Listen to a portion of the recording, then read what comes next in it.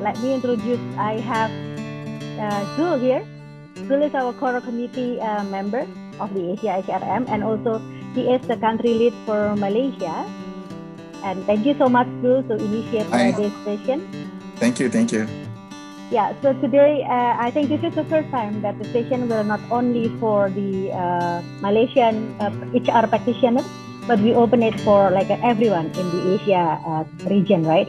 So I believe I saw also like some participants which not only from Malaysia but also from Indonesia, and I believe we have also from other countries. Thank you so much to initiate this event. And if you have anything that you want to say first, Zul, before I start introducing our speakers for today. Yeah, thank you so much everyone for joining us today. As mentioned by Rani just now, we have a lot of participations now today from all over country across Asia. So for information, we are Asia HRM. We would like to gather all of HR practitioners, leaders, graduates, lecturers in HR to be in our platform so that we can share. Because our motto is to we share and we care to share. So thank you very much for joining, and hope that you can also join our session, because we have this session on a monthly basis. We have also some other programs which you can also visit our website at www.asiahrm.com, and we can also join our Telegram and also Facebook for more information. Thank you, Rani. Yeah, thank you so much. And after introducing Zul, let me introduce also myself. My name is Wulan Rani. You can call me Rani. I am the Asia HRM country lead for Indonesia. So this is like the first time I'm doing my part to be the moderator and also the MC for this event. Finger crossed that I will not make any mistakes for today. So yes, I saw also a lot of participation is coming. If hopefully in the future we can having the same event also, so you can also join. We really want to help like all the HR practitioners, especially in Asia, to grow together, and we can learn each other. Right? It's not always to be like the best practitioners. If you want to learn, you can learn from your friends, your colleague, and also you can learn together with us. And thank you, Foster. Thank you so much, Foster. And it's a very pleasure also to have Foster here. Foster, maybe you have something to say. It's been a while. I haven't talked to you also. By the way, Foster is coming from another country also. Foster, you may want to explain a bit. Hi, thank you, Wulan. And hi, Shu, and hi, Mr. Karai. This is Foster from Hong Kong. Thank you very much for joining this wonderful webinar. We hope to unify the HR in Asia and share the best practices like today. Thank you very much.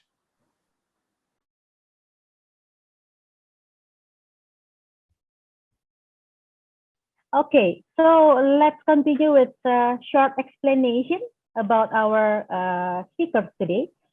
Dr. Khair, or I should call Dr. K. I was saying that I was afraid that I will misspelling his name. So he has 33 years experience working in various multinational companies.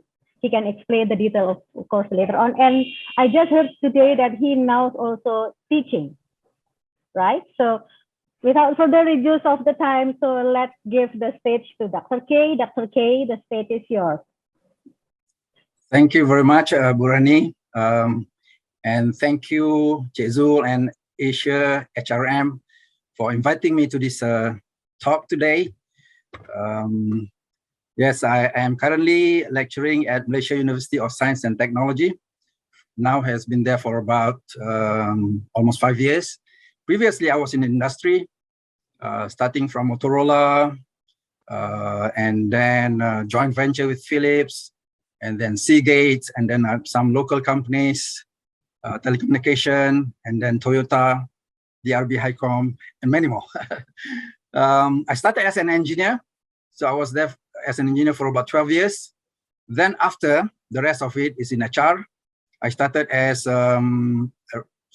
what we call staffing manager.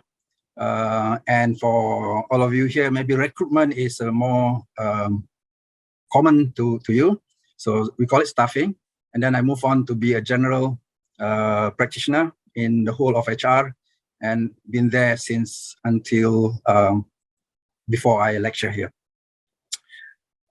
So today my topic will be on the challenge of HR practitioner.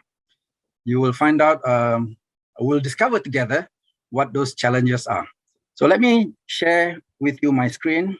So the most challenging roles of HR practitioners, like I said, we'll discover together. Okay, now the challenge right now is for you to start participating. So I will start with this. I want to know out of how many participants here, whether you are an HR practitioner or you are in a company somewhere, non-HR practitioners, or you are doing your own business, or you are a student, because I see in the invitation also, students are welcome to join. Or if you're not working, that means you just graduated, or for some reason you are not working right now. If you could, you just write something, like what I'm doing here, yes or T or whatever. So do that, and we will see where the most people are. So you can start doing now. Now we give you about 30 seconds maybe. All right. Kenny is a HR practitioner. May Oy is practitioner. All right. Donnie Sutton is a practitioner. Okay, many of you are practitioners. Okay, give a few more seconds. Anybody who's not a practitioner?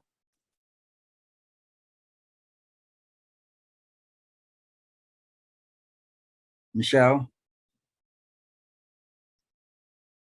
Okay, it looks like if this is a sample, in research we do sampling, it looks like 100%. There is also a final year student in HR. Shamila is the final year. Oh, Shamila, okay. Yeah. Student in HR. Okay, very good. Okay, all right. I don't know whether I can erase this. Maybe the host can erase this. Chizul, you can erase that all, because otherwise it will appear in the next slide. You know how to do that, Chizul? I think you have to reshare. Erase. I cannot erase them. Oops. Yeah. Can you go to the next slide? Yeah, I want to go to the next slide, but if you don't erase it, I think I can erase all too. Let me see. Yeah. Okay, let me go to the next slide and see what happens. Otherwise, you can help me erase that one by one. Okay. Yeah, somebody start erasing. Okay, now all these functions look very familiar to you. I'm just highlighting the 4 main functions: recruitment, training, development, competency and benefit, compensation and benefits, and employee relations. Okay, I think this, since most of you are HR practitioners, this will look very familiar to you. Let's go through them one by one. Recruitment is hiring the right talents, starting from sourcing for starting from the vacancy that you have in the organization, and then you look for the suitable candidates, you shortlist them, you interview them, you then you hire them, you put them on board, and then they become your employee. So that's more or less the functions of recruitment, right? Training and development, call it bridging the competency gap. Competency is knowledge, skills, and abilities, or knowledge, skills, and attitude. You start with having a library of all the competencies required for the positions in your organization. And then you have the competency library of your people. And then you look at the gap in their competencies. Then what you do is you look at the gap. How can you bridge the gap? The gap can be bridged by having training, like classroom training or on-the-job training. or it can be bridged by having someone to supervise you, mentor you, or by having you attend, such talks like this, some functions, some seminars, some conferences. So that's how you do the functions of training and development. Just to differentiate between training and development, training is to meet the current requirement of your job function, whereas development is to prepare you for the future, for your future roles, like in your career growth when you are being promoted. Okay, and then we look at compensations and benefits. This is to make sure there is equity and equitability, fairness in the organization, and to ensure everybody is fairly compensated for what they do, like in terms of salary, in terms of salary increment, bonus, hospitalization benefits, and so on.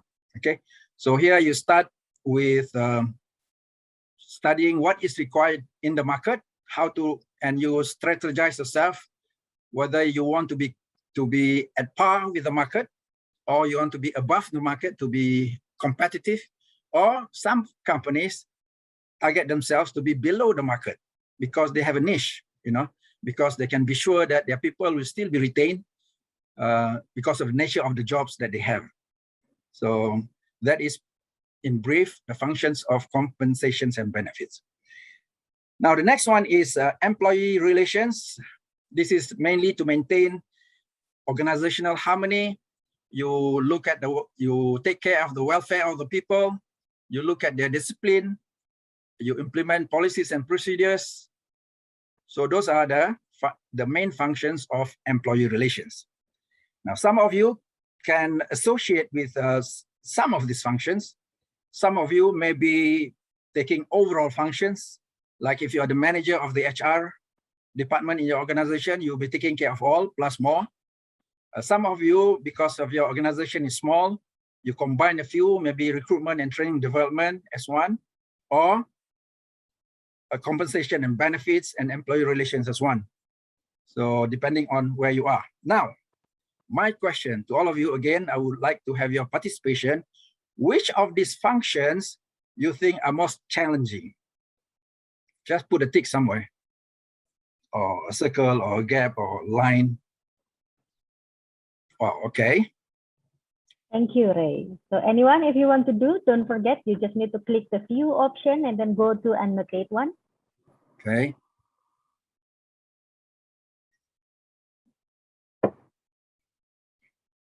All right, employee relations is quite a bit. Recruitment.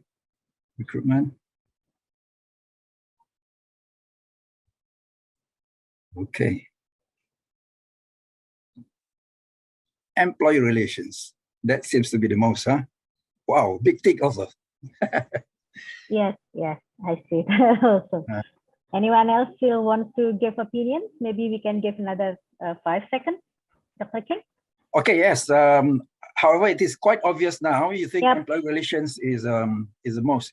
Now, Rani, if you can allow 1 or 2 people to speak from employee relations, why they think that's a big challenge? Sure, of course. Anyone wants to unmute himself and then explain why employee relation is a very, difficult to be taken care for your point of view? Feel free.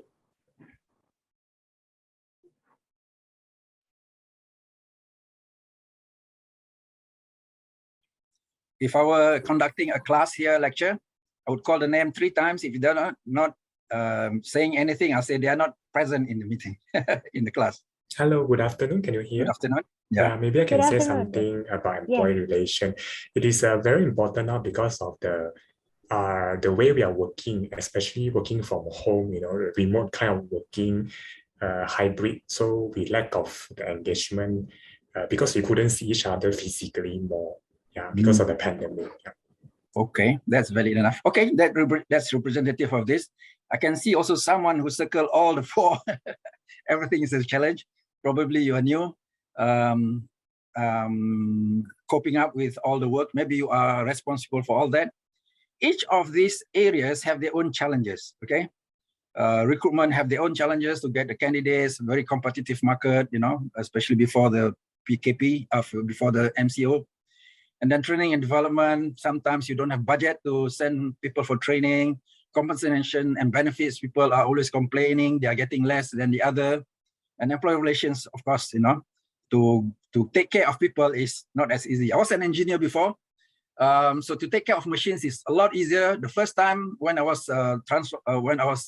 promoted to HR manager, I couldn't sleep for like a month because I don't know how to deal with people. That encourages me to do my master's and looking at how to deal with people. Okay, so now I can do that very easily. Now, these are the challenges that you face in your HR functions. You will be surprised probably with what I say is really the most challenging roles of HR, especially today. I will go to the next one. Okay, can someone erase? Yes. Thank you. Yeah. So be ready, ladies and gentlemen. The most challenging role of HR practitioner right now is to stay relevant. Whatever you're doing, whether you are in the recruitment, you are in the training and development, you are in compensation and benefits, or in the employee welfare, is to stay relevant. Okay, so for the rest of the slides, or for the rest of my presentation over the next half an hour or so, is about staying relevant. All right. Now, first of all, especially in the current situation of pandemic, have you adapted yourself and your HR processes to the new norms? Okay, as I am showing you some of these new norms, I would like you to reflect in yourself whether you have adapted yourself and your HR processes to the new norms. First, is working from home. Have you adapted yourself well to working from home? Is your HR processes taken care? Have your HR processes taken care of how they work from home? For example, how can you be sure that they're working and not just lazing around? Or can they just laze around when they are working from home? And the challenge right now is that as we move out from the pandemic, we are starting to bring people to the office. Okay, and some of them may be reluctant. They say, I'm more effective working from home. So how do you do that? So if you don't handle that, you are going to have a series of problems with your employees. And if you don't adapt yourself to that line of thinking and your HR processes to cope up with these new norms of working from home, then you are not relevant. Okay. I'll give you an example from the university. For the last 1.5 years, we were all working from home. So what do? We lecture from home. We have meeting every day in the morning, starting 8:30 a.m. just to be sure that everyone started their work. Okay, and then regularly we have meetings at other times of the day. And it seems to work very well. And then now we are transitioning back to the office. So most of the people now are in the office, even though we are still conducting our classes online, because the students are not ready to come back. They need to have the double dose of vaccinations and so on. However, we figure out that by next year, we will have everybody face-to-face, and we are preparing towards that. So we are staying relevant from there. And there are people who request to work from home for the time being, and we're allowing them, because as long as they can get their job accomplished, we can allow that. So your challenge now is, what are you going to do with the situation? How are you going to adapt your processes to this requirement of working from home? Second one is online meetings and communications. So most of the meetings has been conducted online, and they are very effective. One of the things that we get used to it, whenever we want to have a meeting, everybody is punctual because they are ready to be on the line. However, As you are in the office, we call for the meeting. You know, some people will be late because they're doing something else. They have to walk to the meeting room and so on. So we have to adjust to this. For your information, at the university, even though we are all at the office, we still have our meeting online. You see that? We still have our meeting online because we find this is quite effective. So I'm not sure in your organization whether you want to do this or not. So that's what I'm saying, staying relevant. If you insist because you are in the office and then everyone has to come together without taking care of the effectiveness, then you are not very relevant, okay? Communications. Of course, face-to-face communications is always the best. So we used to just walk from one cubicle to another. But nowadays, more effective is we just WhatsApp for messages. And then if we need, then we meet, okay? We find that is a bit more efficient. Okay, let me get this out of the screen. And then the third one, oops, because I clicked there, is about decision-making and people. As HR, for us, policies and procedures is very important. You want to get leave, you have to write annual leave, you have to write, you have to fill in annual leave form, get your boss to sign, get HR to sign, and so on. So when during the MCO or lockdown, where you are online, when you take leave, you just fill it on the form in line, and everybody will sign online as well. Are you ready? Is your HR processes ready to adapt to that as well? Or everybody has to, or everything has to be signed hard copy with hard signature? Decision making. Do you still have to have meetings of management to get some decision, or is it suffice that you discuss online and make decision?